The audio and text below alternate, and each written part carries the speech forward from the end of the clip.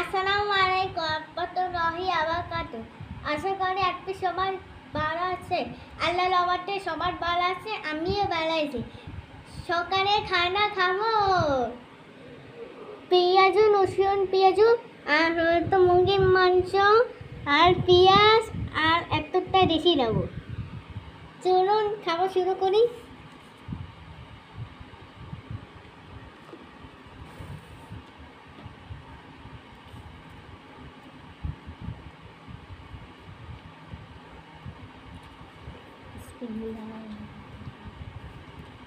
ওরে বাবা, বিসমিল্লাহ কাঁদুন না। সেই সাথে সাথে সে বলেছে